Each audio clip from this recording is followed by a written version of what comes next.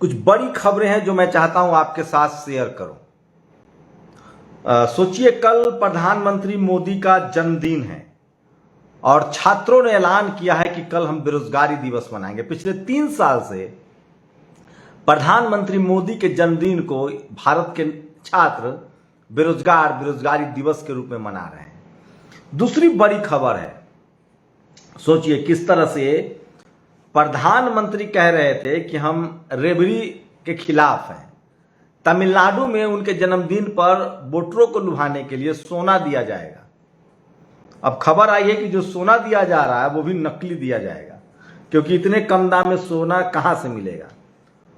Economic weaker section को लेकर जो सुदामा कोटा है, जो गरीबी के आधार पर आरक्षण है, जो सिर्फ सवर्णों को मिल रहा है, सुप्रीम कोर्ट में वो रद्द हो सकता है। ऐसे ऐसे दलील दिए जा रहे हैं कि आखिर संविधान में ये प्रावधान है कि आरक्षण उन्हीं को मिलेगा जिनके साथ छुआछूत या अनटचेबिलिटी या भेदभाव हुआ है।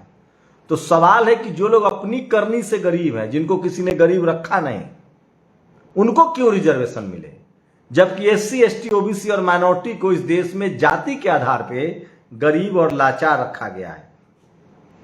और आज प्रधानमंत्री मोदी के अंबेडकर एंड मोदी एक किताब लॉन्च हुआ है। सोचिए कि किस तरह से बीजेपी सोशल जस्टिस डे मनाती है, अशोक की जयंती मनाती है, बाबा साहब को याद कर रही है। क्या बहुजन नेता इससे कुछ सीखेंगे? और क्या हो गया है एकाएक? क्या राहुल गांधी का क्रेज बढ़ रहा है? स्वामी रामदेव की भाषा बदल गई है। तो ये तमाम बड़ी खबरें हैं जो सोशल मीडिया पर आज वायरल है। लेकिन सबसे पहले बात आर्थिक आधार पर आरक्षण की। सुप्रीम कोर्ट में लगातार बहस चल रही है आर्थिक आधार पर आरक्षण की। 5 सवर्ण जज हैं जो इसकी सुनवाई कर रहे हैं। दिलीप मंडल ने पहले ही सवाल उठाया था कि आखिर सवर्ण जज ही इस पर क्यों सुनवाई करेंगे। सबसे बड़ा सवाल ये है। उसके बाद भी डीएमके के एक सांसद है, वो एक वकील है रवि वर्मा, वो और ये तमाम लोग माफ कीजिएगा, सुप्रीम कोर्ट में धज्जियां उड़ा रहे हैं और जवाब देते नहीं बन रहा है कि आखिर आर्थिक आधार पर आरक्षण लागू कैसे हुआ, आंकड़ा कहां से आया और 10% आरक्षण कैसे मिला। यह सबसे बड़ा सवाल है जो पूछा जा रहा है। मैं इसीलिए कह रहा हूं कि आप खबर बनाए रखिए, दिलीप मंडल को लगातार पढ़िए, आपको पता चलेगा। सोचिए, वहां तर्क दिया जा रहा है कि आखिर सवर्णों को आर्थिक आधार पर आरक्षण क्यों दिया जाएगा, जब संविधान में यह प्रावधान ही नहीं है। संविधान में प्रावधान है कि अनटचेबल, जिनके साथ छुआछूत हुआ, जिनके साथ भेदभाव हुआ, उनको आरक्षण मिले। दूसरा बड़ा सवाल उठाया जा रहा है कि क्या किसी सवर्ण समाज के साथ भेदभाव हुआ है, कोई अपनी वजह से गरीब लाचार हो जाए तो उसको आरक्षण क्यों। वहीं दूसरी तरफ लोग ये भी कह रहे हैं कि इकोनॉमिक वीकर सेक्शन वाला जो आरक्षण है उसमें सिर्फ सवर्णों को ही क्यों, गरीब, पिछड़े, दलित, आदिवासी को क्यों नहीं। तो ये सबसे बड़ा सवाल है। बहुत बड़ा नुकसान होने जा रहा है। और सोचिए, सपा बसपा ने समर्थन किया था, कांग्रेस ने समर्थन किया था, जबकि डीएमके और आरजेडी ने इसका विरोध किया था और दोनों पार्टियां सत्ता में हैं। डीएमके भी सत्ता में, आरजेडी भी सत्ता में। सोचिए, हेमंत सोरेन ने 27% रिजर्वेशन ओबीसी को दे दिया है। इसके बाद वहां झारखंड में कांग्रेस, बीजेपी के लिए कुछ बचा ही नहीं। उसको समझ में ही नहीं आ रहा है कि अब करे तो क्या करे। अगर कांग्रेस ये काम कर देती है तो हो सकता है कि उसका दिन फिर जाए।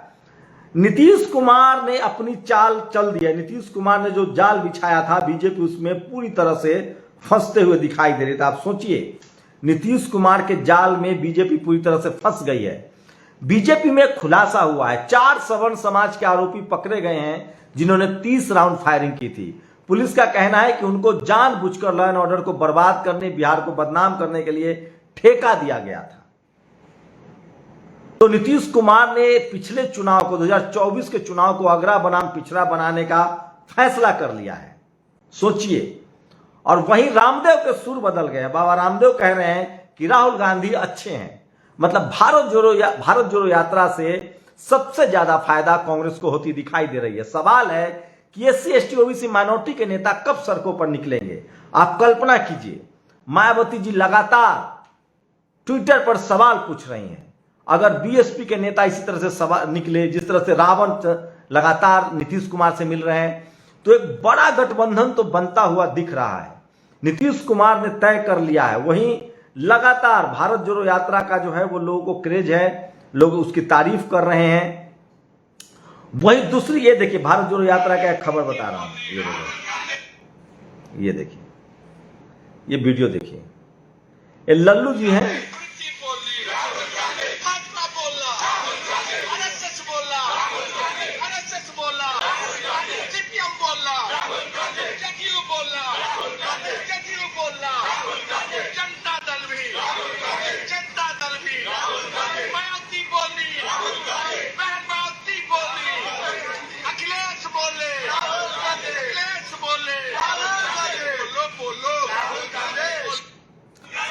तो ये देखिए। और यही नहीं, राहुल गांधी को लेकर रामदेव की भी भाषा बदल गई है। लोग सवाल पूछ रहे हैं कि ये बाबा रामदेव को क्या हो गया। तो सोचिए, सत्ता में जब आप होते हैं तो उसका जो अहंकार है वो ज्यादा दिन काम नहीं करता है, और शायद ये प्रधानमंत्री को समझ में आने लगा है। आज अडानी दुनिया के दूसरे नंबर के अमीर व्यक्ति हो गए हैं। लोग कह रहे हैं, सोचिए अभी हम इस समय जब लाइव हैं तो 700 लोग हमारे साथ जुड़े हुए हैं। ज्यादा से ज्यादा इस वीडियो को शेयर कीजिए। अडानी भारत के दूसरे नंबर के अमीर हो गए हैं, लेकिन वही भारत गरीबी रेखा में नीचे चला गया है, ह्यूमन इंडेक्स में नीचे चला गया है। लेकिन देखिए, राहुल गांधी की एक यात्रा ने पूरी फिजा बदल दी है। सोनिया जी योग करती है, तो हमारे राहुल भाई भी योग करते हैं, तो अब उनकी जो मेहनत है वो रंग ला रही है। तो सोचिए किस तरह से मीडिया कितना जरूरी है, और बहुजन नेता जिस दिन सड़क पर निकल गए उस दिन क्या होगा। मैं बार बार कह रहा हूं, इस देश में कांग्रेस बीजेपी अमीरों की पार्टी है, पैसे वाले लोग की पार्टी है, जन समर्थन नहीं है। दूसरी बड़ी खबर राजेंद्र प्रसाद सिंह ने शेयर किया है। गुजरात के बड़नगर से कुएं की खुदाई हो रही थी, वहां बुद्ध की मूर्तियां मिली। ये सब वो खबरें जो कोई चैनल, टीवी, अखबार आपको नहीं बताएगा। इसके लिए आपको नेशनल दस्तक ही देखना पड़ेगा। नेशनल दस्तक का यूट्यूब चैनल देखिए, सब्सक्राइब कीजिए, नेशनल दस्तक के फेसबुक पेज को लाइक कीजिए, वहां आप ये सारी खबरें देख सकते हैं। सोचिए, भारत में भारत का जो एक बिजनेसमैन है अडानी, वो दुनिया का दूसरा सबसे अमीर आदमी हो गया। वहीं भारत 116वें नंबर पे चला गया है भूख में। मतलब भारत के लोग भूखे हैं, गरीबे हैं, लाचार हैं, बेबस हैं। लेकिन वहीं दूसरी तरफ भारत का बिजनेसमैन अमीर हो रहा है। और ये राहुल गांधी की यात्रा का देखिए वीडियो।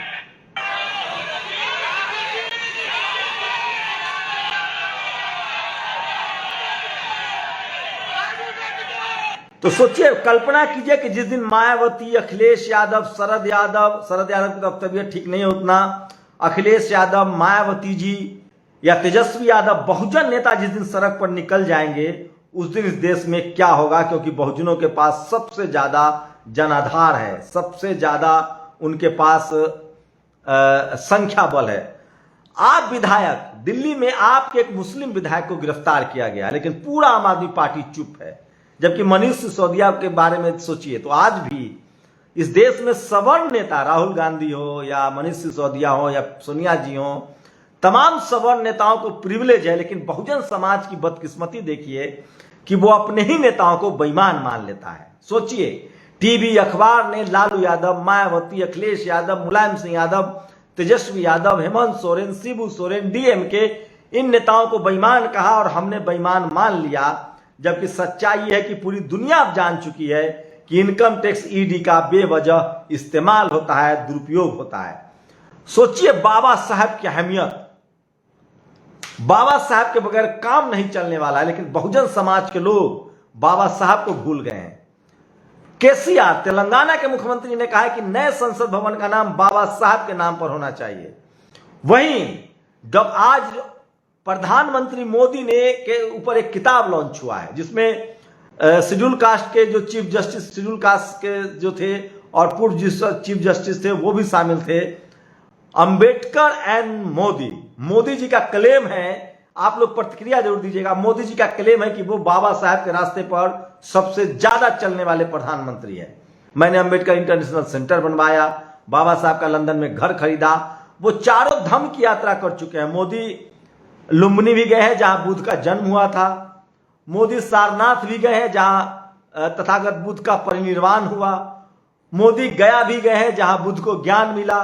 और मोदी सारनाथ भी गए हैं जहां उन्होंने पहले दीक्षा दी, जिसको हम लोग चार धाम बोलते हैं। अब सोचिए कि ये बहुजन समाज के लोगों को समझना पड़ेगा कि क्या जिसको बाबा साहब को किस बेचैनी से भी अपना रही है, इसका मतलब है कि बीजेपी को पता चल गया है कि वोट इस देश में, सोचिए सम्राट अशोक की जयंती हो, पेरियार, फुले अंबेडकर, सोशल जस्टिस डे, ये सब बीजेपी मना रही है और हमारे पिछड़े बहुजन नेता धर्म की राजनीति में फंसे हुए हैं, जबकि वहां वोट भी नहीं है। जिस दिन इस देश में अगरा बनाम पिछड़ा का लड़ाई शुरू होगा, राजनीतिक रूप से, सामाजिक रूप से, वोट के लिहाज से अगर अगरा बनाम पिछड़ा हुआ तो इस देश में एक काउंसलर नहीं जीत सकते हैं सवर्ण समाज के लोग, क्योंकि वोट जो है वो 90% SC ST OBC माइनॉरिटी के पास है। तो आप ये कल्पना कर लीजिए, सोचिए इस देश के बहुजन समाज के लोग सबसे मेहनत कश हैं, सड़कें बनाते हैं, नाला बनाते हैं, खेती करते हैं। कौन करता है? किसान जातियां, जाट, पटेल, मराठा, गुर्जर, ये सब किसान जातियां हैं जो इस देश को सेना में भी हैं, सड़क पर भी हैं, किसान भी हैं। लेकिन इनके बच्चे कलेक्टर नहीं है, SP नहीं है, जज नहीं है, कैबिनेट सेक्रेटरी नहीं है, बिजनेसमैन नहीं है, संपादक नहीं है, रिपोर्टर नहीं है, पत्रकार नहीं है। तो सारा व्हाइट कॉलर जॉब किनके खाते में है वो देखिए, और वही लोग दिन भर आपको बैठ के सर्टिफिकेट देते रहते हैं। इसलिए मैं कह रहा हूं कि सोशल मीडिया ही सच्चा मीडिया है, सोशल मीडिया ही बहुजन मीडिया है। छात्र जो है देश भर के वो मोदी जी के जन्मदिन पर बेरोजगार दिवस मना रहे हैं। ये सबसे बड़ी खबर है। हंसराज मीना ने इसको ट्वीट किया है पिछले 3 साल से। और मोदी जी के जन्मदिन पर तमिलनाडु में बीजेपी सोना बांटने वाली है, वो भी नकली सोना, 5000 में 2 ग्राम। और बाबा साहब को अपनाने की होड़ लगी है, खासकर उन दलों में जो दल कभी ये देखिए, और एक वीडियो देखिए। एक सफाई कर्मचारी ने योगी से सम्मान लेते हुए कहा कि हमारी नौकरी कब पक्की होगी, हमारी तनख्वाह कब बढ़ेगी। सोचिए आप किस तरह से पैर धोया जाता है। प्रधानमंत्री ने पैर धोया था बहुजन समाज का, लेकिन नौकरियां नहीं दी जा रही। तो ये तमाम बड़ी खबरें हैं। गुमराह मत होइए, सोशल मीडिया पर अवेयर रहिए, हिंदू मुस्लिम में मत पढ़िए। सोचिए आप, आज लोग मुझे सबसे ज्यादा परेशान कर रहे हैं कि भैया आप लखीमपुर पर खबर क्यों नहीं बना रहे, क्योंकि उसमें 3 आरोपी मुसलमान हैं और 1 शेड्यूल कास्ट है। और सारे सवर्ण समाज के लोग मुझे गाली दे रहे हैं फोन करके। मैं उनको कह रहा हूं कि जातिवाद समझिए। क्या मुस्लिम आरोपियों के पक्ष में कोई मुस्लिम नेता खड़ा हुआ, मुस्लिम समाज खड़ा हुआ, कोई साथ में आया? नहीं, इसलिए वो जातिवाद नहीं है। लेकिन वही सवर्ण समाज का कोई आरोपी होता तो पंचायतें होती हाथरस की तरह। तो जातिवाद का फर्क समझिए। लेकिन एक बात मैं SC ST OBC और माइनॉरिटी के लोगों से कह रहा हूं, आप अगर अपराध करेंगे चाहे धर्म के लिए चाहे जाति के लिए, तो आप बचेंगे नहीं। और हेमंत सोरेन ने जो 27% रिजर्वेशन दिया है, उसने बीजेपी की जमीन खिसका दी है। लेकिन कांग्रेस चुप है, मौन है।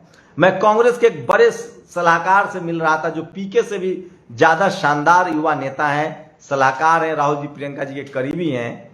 मैं फिर कह रहा हूं कि SC ST OBC माइनॉरिटी को अपने हक अधिकार के लिए सजग होना चाहिए। और आप जिस पार्टी में हैं, जिस दल में हैं, समाज के हितों की रक्षा नहीं करेंगे तो आप मजबूत नहीं हो पाएंगे। तो कल के लिए बड़ी खबरें थी जो मैं आपको बता रहा था। और क्या लगता है आप लोगों को कि क्या प्रधानमंत्री मोदी सचमुच बाबा साहब के फॉलोअर हैं? आपको जरूर बताना चाहिए। एक बात तो है कि सिंबॉलिक राजनीति में वो कांग्रेस से आगे जा रहे हैं। कभी शेड्यूल कास्ट राष्ट्रपति, कभी शेड्यूल ट्राइब राष्ट्रपति, कभी किसान जाति से उपराष्ट्रपति। लेकिन सवाल है कि जिस RSS से वो गाइड होते हैं, उस RSS की मंशा क्या है? सरकारी कंपनियां क्यों बेची जा रही है? और क्या अडानी के दूसरे नंबर पर अमीर होने से भारत के लोगों का कुछ फायदा है? मेरे हिसाब से बिल्कुल नहीं है, क्योंकि अडानी अमेजन से भी कम रोजगार यहां पैदा करते हैं। उनकी कंपनियां नुकसान में हैं, सबसे ज्यादा लोन लिए हुए हैं और सबसे कम नौकरियां देते हैं। ये डेटा है। तो ये तमाम बड़ी खबरें थी जो आज सोशल मीडिया पर वायरल है। आप लोग अपनी प्रतिक्रिया जरूर दीजिए। और कल 17 प्रधानमंत्री मोदी जी का जन्मदिन है, उनको बधाई। लेकिन बेरोजगार जो है वो उनके जन्मदिन को बेरोजगार दिवस मना रहे हैं। इकोनॉमिक वीकर सेक्शन पर सुप्रीम कोर्ट में धज्जियां उड़ाई जा रही है। और जो बहुजन समाज के वकील हैं वो सवाल पूछ रहे हैं कि किस आधार पर यह आरक्षण दिया गया है। देखते हैं सुप्रीम कोर्ट का क्या फैसला आता है। ये तमाम बड़ी खबरें थी जो आपके लिए बहुत जरूरी थी। मैं बार बार कह रहा हूं कि सोशल मीडिया ही सच्चा मीडिया है, सोशल मीडिया ही बहुजन मीडिया है। शुक्रिया।